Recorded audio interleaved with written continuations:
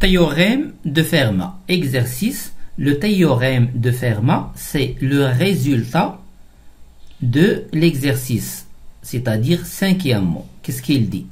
Si P elle est premier, ne divise pas A, alors A à la puissance P moins 1 est congru à 1 modulo P. Alors, on va faire un exemple. Par exemple, on veut le reste de la division euclidienne de 8 à la puissance 130.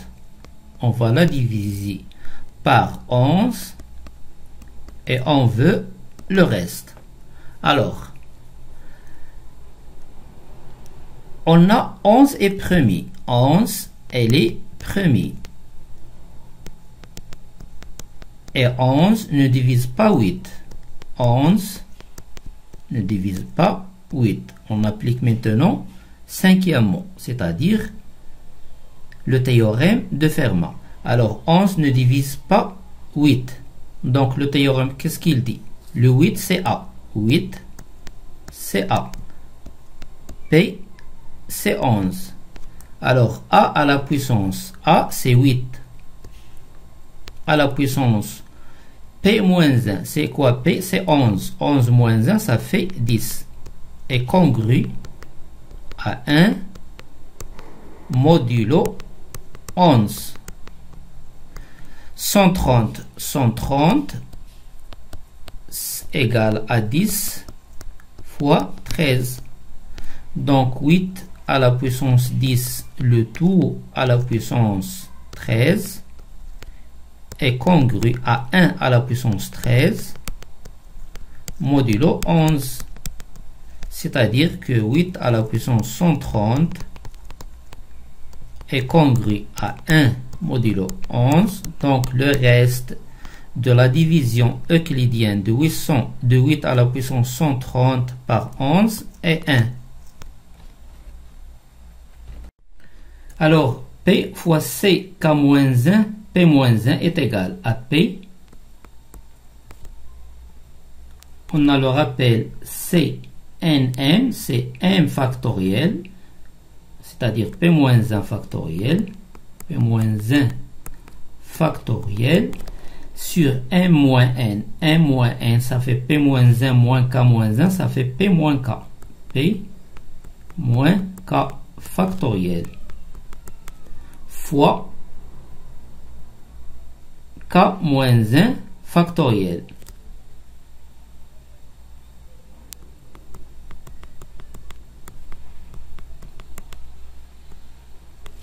P fois P moins 1 factoriel. N plus 1 factoriel est égal à N plus 1 factoriel, c'est-à-dire c'est 1 fois 2 jusqu'à N plus 1. Ceci, c'est N factoriel. Donc, c'est N factoriel fois N plus 1. Donc, P fois P moins 1 factoriel, c'est P factoriel. Alors, égal P factoriel sur P moins K factoriel. P moins K factoriel. Nous, on veut CKP. CKP, c'est-à-dire P factoriel sur P moins K factoriel fois K factoriel. P moins K, on l'a, et on a K moins 1. Alors, on va multiplier par K pour avoir K factoriel. Alors, on multiplie le dénominateur et le numérateur par K fois K fois K. Alors, voilà notre K ici. K moins 1 factoriel fois K, ça donne K factoriel. Donc,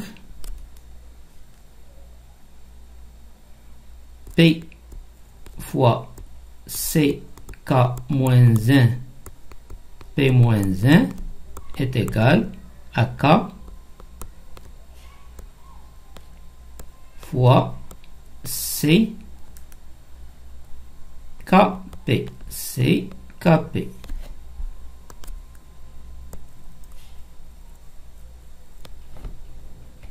Deuxièmement, on a P, elle est premier positif et K est inférieur strictement à P.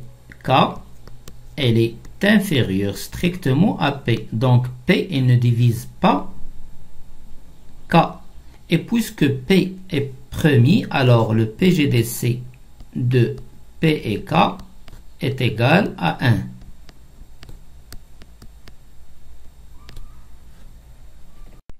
D'après 1, on a P, elle divise K fois CKP.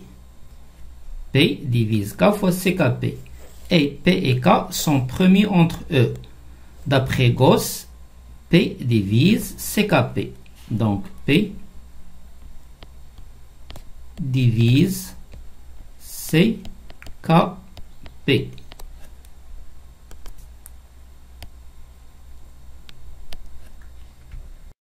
Troisièmement, montrons que n plus 1 à la puissance p congrue à n à la puissance p plus 1, c'est-à-dire que p divise n plus 1 à la puissance p moins n à la puissance p plus 1. Alors, on a, d'après 2, p divise ckp. Quel que soit k compris entre 1 et p moins 1, implique qu'il existe alpha. Mais alpha k, elle est liée à k, tel que ckp est égal à alpha k fois p. Alpha k, il appartient à z. On rappelle que a plus b à la puissance n est égal à sigma de k allant de 0 à n, ckn, a à la puissance k, b à la puissance n, moins k. Alors, on a n plus 1 à la puissance p. N plus 1 à la puissance p est égal à sigma k allant de 0 à p c k p. N à la puissance k. N fois b, c'est-à-dire 1 à la puissance p moins k.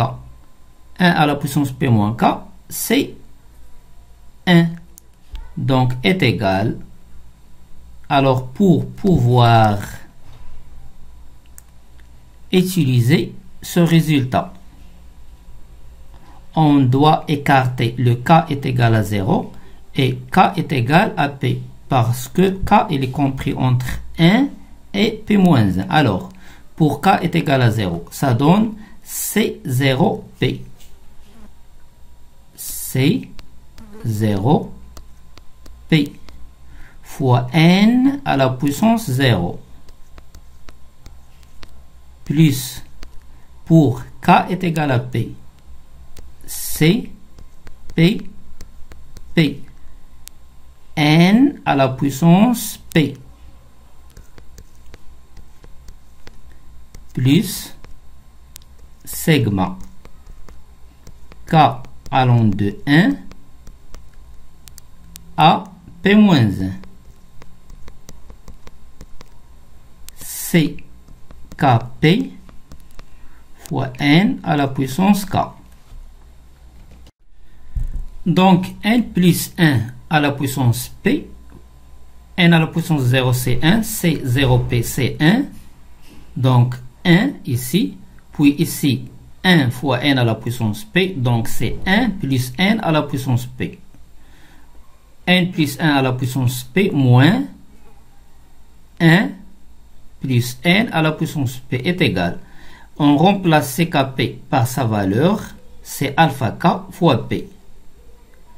Donc on factorise par p, donc c'est p fois la somme de alpha k, n à la puissance k, k allant de 1 à la puissance p moins 1. Ainsi on a trouvé que p divise n plus 1 à la puissance p moins n à la puissance p plus 1. Quatrièmement, on va montrer par récurrence que n à la puissance p est congru à n modulo p, quel que soit n appartient à n. Alors pour n est égal à 0, on a 0 à la puissance p, c'est 0. Elle est congrue à 0 modulo p. Supposons que n à la puissance p est congru à n modulo p. Montrons que n plus 1 à la puissance p congru à n plus 1 modulo p. Alors, l'hypothèse de récurrence n à la puissance p, elle est congrue à n modulo p. Et on a toujours a, elle est congrue à a modulo p, c'est-à-dire 1 pour notre cas. Ceci implique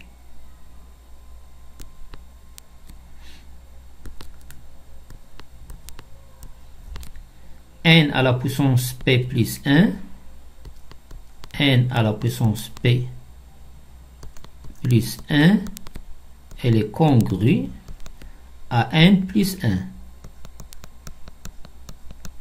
modulo p. Or, qu'est-ce qu'on sait? On sait que n plus 1 à la puissance p est congru à n à la puissance p plus 1.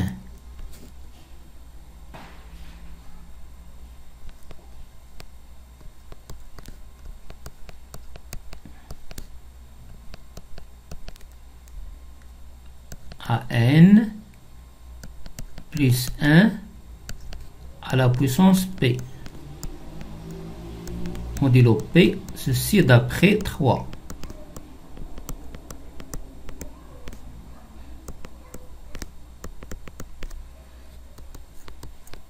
Ce qui implique, on sait que la congruence elle est transitive. On a n plus 1, n à la puissance p plus 1, n à la puissance p plus 1, donc n plus 1 à la puissance p, elle est congrue à n plus 1 modulo p. Donc, quel que soit n, appartient à n, n à la puissance p est congru à n modulo p. Cinquièmement, on suppose que p ne divise pas a. A, c'est un nombre qui appartient à n. Et on va montrer que a à la puissance p moins 1 est congru à 1 modulo p. On a déjà trouvé pour un entier naturel n que n à la puissance p est congru à n modulo p. Montrons que a à la puissance p moins 1 est congru à 1 modulo p. D'après 4, on a, quel que soit n appartient à n, n à la puissance p est congru à n modulo p.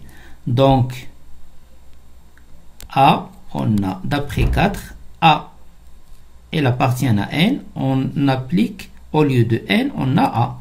A à la puissance p est congru à a modulo p. Ceci implique que p divise a à la puissance p moins a. Ce qui implique que p divise, on factorise par a à la puissance p moins 1 moins 1. Or, on a p et les premiers, ils ne divisent pas a, donc p et a sont premiers entre eux. Et d'après Gauss, ceci implique, d'après Gauss, que p, elle divise a à la puissance p moins 1 moins 1. Ce qui implique que a à la puissance p moins 1, elle est congrue à 1 modulo p. on a ce résultat d'après 4.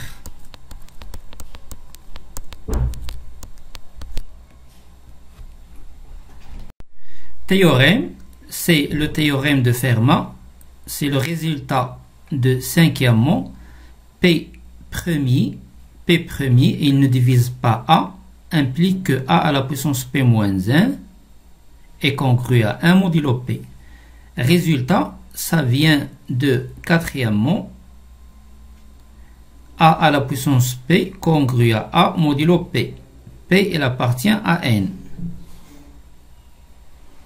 Exemple, on va déterminer le reste de la division euclidienne de 9 à la puissance 32 par 11. On a 11 et les premiers, et il ne divise pas 9. Donc, d'après Fermat, 9 à la puissance 10 est congru à 1 modulo 11. 10, c'est 11 moins 1. 11 moins 1, ça fait 10. Nous, on veut 32. 32, on va la diviser par 10, c'est 32. C'est 3 fois 10, plus 2. On a besoin de 9 au carré. Or, qu'est-ce qu'on sait? 9, elle est congrue à moins 2. Pourquoi? Parce que 9 moins 2, ça fait 11. Modulo 11. 9 moins 2, ça fait 11. Équivalent implique que 9 au carré, elle est congrue à 4 modulo 11. Alors, on a 9 à la puissance 10, elle est congrue à 1 modulo 11. Et 9 au carré congru à 4 modulo 11. Ceci implique que 9 à la puissance 30, c'est-à-dire à la puissance 10 plutôt à la puissance 3, ça fait 30. Elle est congrue à 1 modulo 11. Et 9 au carré, elle est toujours congrue à 4 modulo 11. Alors, 9 à la puissance 30 fois 9 au carré, ça fait 9 à la puissance 32. 4 fois 1, ça fait 4. Donc, le reste de la division euclidienne de 9 à la puissance 32 par 11, c'est 4.